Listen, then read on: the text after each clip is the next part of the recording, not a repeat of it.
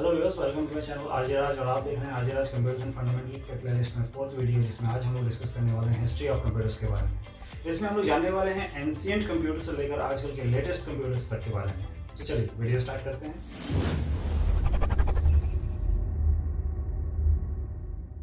So viewers, history of computers में आज हम लोग जानेंगे एंशिएंट कंप्यूटर्स से लेकर आज तक के कंप्यूटर्स के बारे में, जिसमें हम लोग कई सारे चेंजेस हुई है।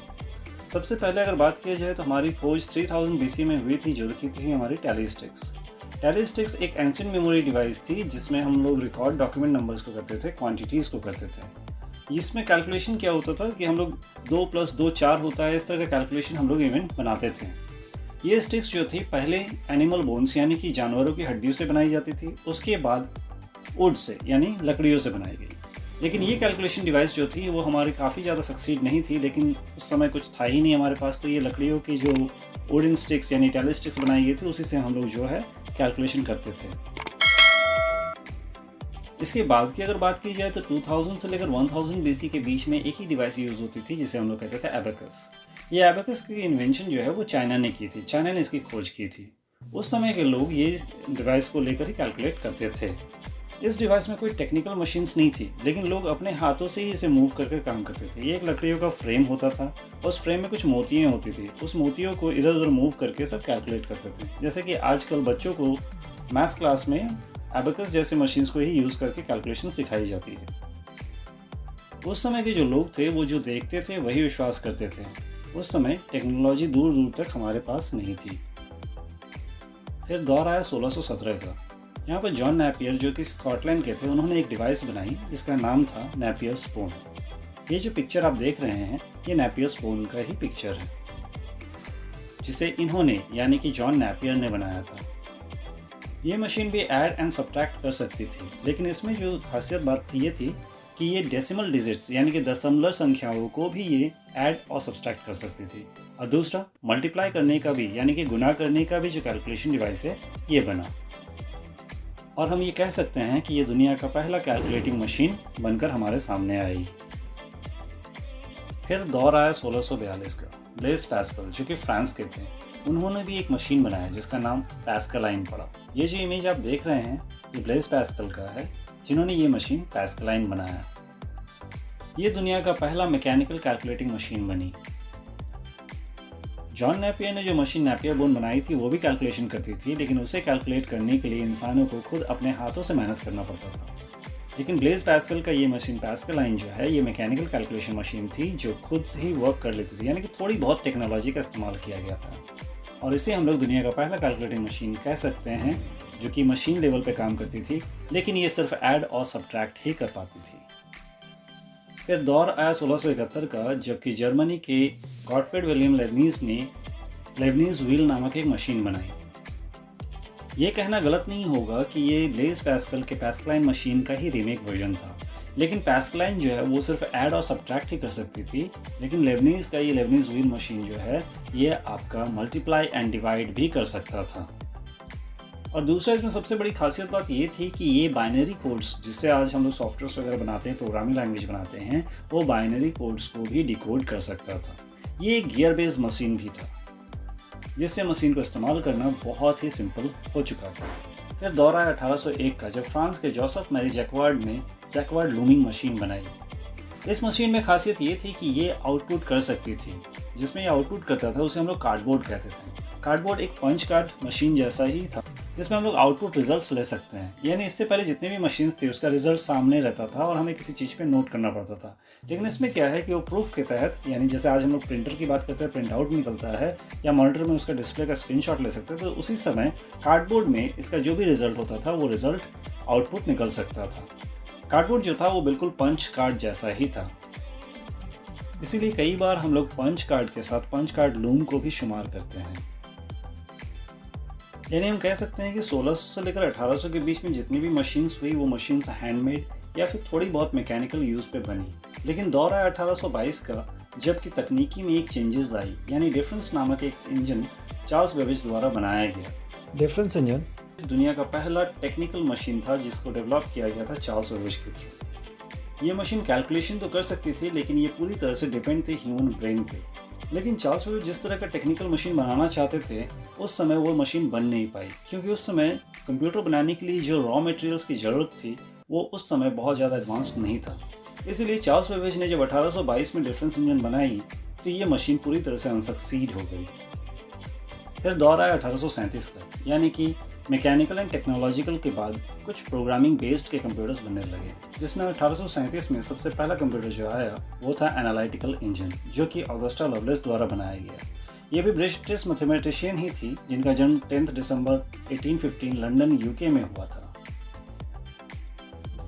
ये कहना गलत नहीं होगा कि एनालिटिकल इंजन जो है वो चार्ल्स बेबेज के डिफरेंस इंजन का ही रीमेक वर्जन था, जिसमें ऑगस्टा एडा लवलेस ने प्रोग्राम और कुछ चेंजेस कर इस मशीन को एनालिटिकल इंजन नाम दिया और वो दुनिया की पहली प्रोग्रामर बन गई। जब चार्ल्स बेबेज ने वो पहला मशीन डिफरेंस इंजन बनाया था तो मैंने कहा था कि उसमें रॉ मटेरियल्स यानी जो भी मशीन से यूज़ किए जा रहे थे उस समय तकनीकी कमी होने के कारण चार्ल्स बेबेज जैसा मशीन बनाना चाहते थे वो मशीन नहीं बना सके। लेकिन एनालिटिकल इंजन में उन्होंने पूरा योगदान दिया। कह सकते हैं कि एनालिटिकल इंजन बनाने के पीछे उनका ही हाथ था, लेकिन वो बैक में खड़े रहे और सामने में ऑगस्टा एडा लवलेस को ही रखा गया था। लेकिन जब इस बात का खुलासा हुआ तो लोगों ने उन्हें फादर ऑफ कंप्यूटर के नाम से संबोधित किया। एनालिटिकल इंजन के तुरंत बाद ही Z1 नाम की एक मशीन को कोनार्ड जूस ने बनाकर कंप्यूटर की दुनिया में एक नई क्रांति ले आए। ये जर्मन सिविल इंजीनियर थे जिनका जन्म 22 जून 1910 में हुआ था और इन्होंने जो Z1 कंप्यूटर बनाया था वो दुनिया का पहला फर्स्ट कंप्लीट प्रोग्रामिंग मशीन बनकर हमारे सामने आई। यानी कि एनालिटिकल इंजन भी एक प्रोग्रामिंग कंप्यूटर था, लेकिन उस समय जो प्रोग्राम यूज़ किया गया था that was the basic programme. लेकिन कोनार्ड जूस ने जब अपना Z1 बनाया तो प्रोग्रामिंग की दुनिया में भी एक नई क्रांति आ गई। यानी ये कहना गलत नहीं होगा कि Z1 मशीन जो थी वो एनालिटिकल इंजन से काफ़ी हद तक अच्छी और एक्यूरेट थी। यानी कि चार्ल्स बेबेज का एनालिटिकल इंजन जो रिजल्ट देती थी वो 100% एक्यूरेसी नहीं थी, लेकिन Z1 जो था वो एनालिटिकल इंजन के मुकाबले एक्यूरेट रिजल्ट आउटपुट करता था। अब दौर आ गया 1944 का, जब हार्वर्ड एकिन जो कि यूएसए के थे उन्होंने हमारे सामने मार्क 1 जैसा एक कंप्यूटर ले आया। ये दुनिया का पहला इलेक्ट्रोमैकेनिकल कंप्यूटर था। यानी इससे पहले जो मशीन्स थी वो मैकेनिकल था, प्रोग्राम भी यूज़ हो रहा था, लेकिन ये मार्क 1 जो था ये हमारे लिए एक नई क्रांति लेके आई, क्योंकि ये हमारे लिए फर्स्ट इलेक्ट्रोमैकेनिकल कंप्यूटर बनकर सामने आया। लेकिन इसमें भी एक खामी थी, ये मशीन बहुत बड़ा था, इसका लेंथ लगभग 15 मीटर का था और इसका वेट 5 टन तक था। कहा जाता है कि ये मशीन जो है वर्ल्ड वार 2 में भी यूज़ किया गया था। इस मशीन को प्रोग्राम देने के लिए जॉन वैन न्यूमैन ने अपना योगदान दिया था। ये जो इमेज देख रहे हैं आप, ये जॉन वैन न्यूमैन का है। फिर दौर आया 1946 का, यानी अब हमारी दुनिया डिजिटल कंप्यूटर से रूबरू हो रही थी। उस समय जे प्रेस्पर एकर्ट अपने प्रोफेसर जॉन मॉकली के साथ एक नया कंप्यूटर हमारे सामने प्रेजेंट किए जिसका नाम था एनेक।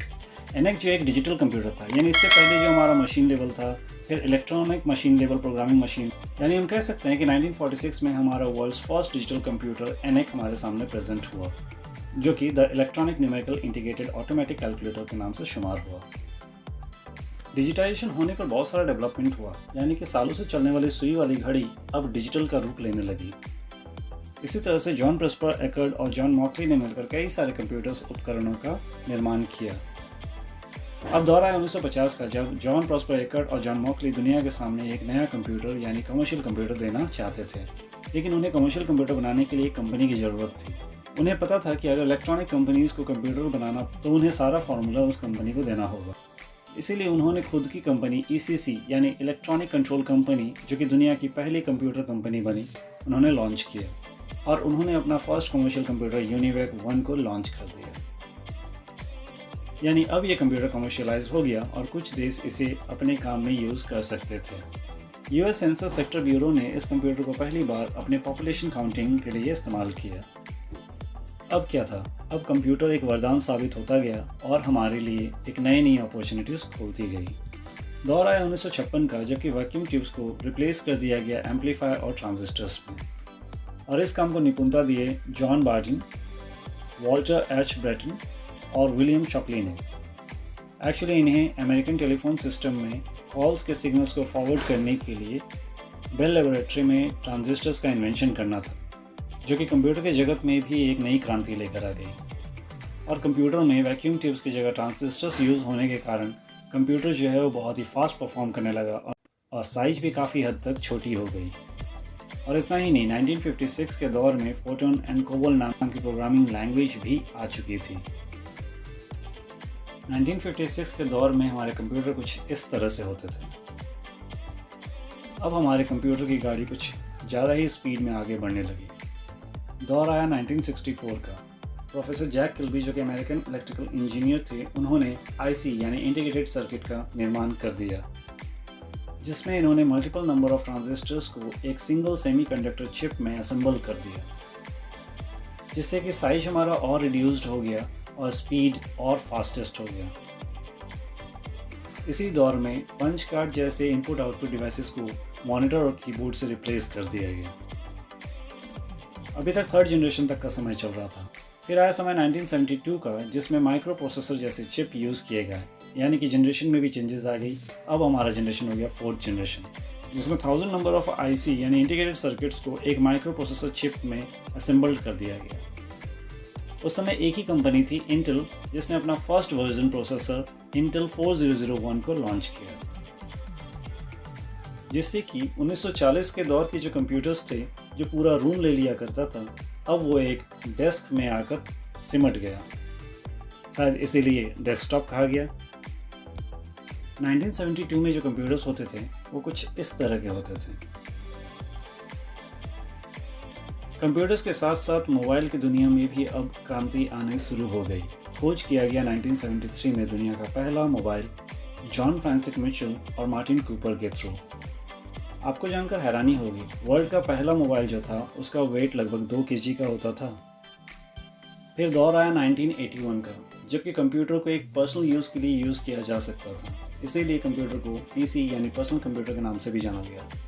उस समय IBM कंपनी ने पहला अपना मॉडल 5150 लॉन्च किया, जो कि हर एक इंसान के लिए काम आता था, लेकिन इसकी मेमोरी बहुत ही कम थी।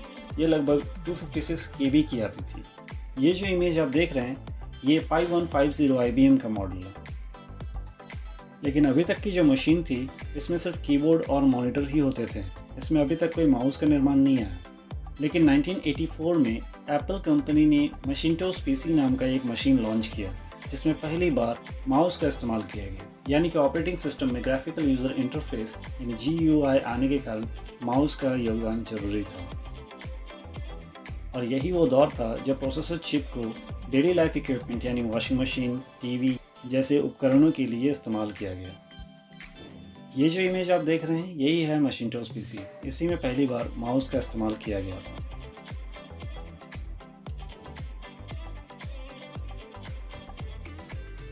अब कंप्यूटर के जगत में एक ऐसी क्रांति आई जब इंटरनेट का जन्म हुआ। टिम बर्नर्स-ली, इन्होंने IT सेक्टर में एक नई क्रांति ले आई। 1989 वो दौर था जब सर टिम बर्नर्स-ली ने सारे कंप्यूटर्स को इंटरनेट के साथ जोड़ दिया। 1989 के दौर के कंप्यूटर की अगर बात करें तो वो कुछ इस तरह की होती थी। फिर क्या था, अब तो पूरी दुनिया हमारे हाथ में आ गई, क्योंकि कुछ ऐसे एप्लीकेशंस लॉन्च हो गए जिसके बिना आज हम लोग कुछ भी नहीं है। 1997 में गूगल, 2004 में फेसबुक, 2005 में यूट्यूब, 2007 में एप्पल ने अपना पहला आईफोन लॉन्च किया और 2008 में गूगल ने अपना एंड्रॉयड 1 लॉन्च कर दिया। 1997 से लेकर 2008 के बीच में कुछ इस तरह से हमारे कंप्यूटर्स में भी चेंजेस आई। अब अगर कहा जाए कमिंग जनरेशन, फिफ्थ जनरेशन की, तो ये आर्टिफिशियल इंटेलिजेंस से बिलोंग करती है। यानी आजकल के कंप्यूटर्स या मोबाइल्स की अगर बात की जाए तो वो हमारे आवाज़ को पहचानते हैं, हमारे फेस को रिकॉग्नाइज कर सकते हैं। गूगल मैप को ही ले लो, वो हमें दिशा बता सकते हैं। यानी ये सारी टेक्नोलॉजी जो है वो फिफ्थ जनरेशन पे बिलोंग करती है। आने वाले जनरेशन में कंप्यूटर और भी एडवांस और भी स्मार्ट हो सकता है। सो गाइस, आज की वीडियो में बस इतना ही। अब मिलते हैं हमारे नेक्स्ट वीडियो में। तब तक के लिए टेक केयर, गुड बाय।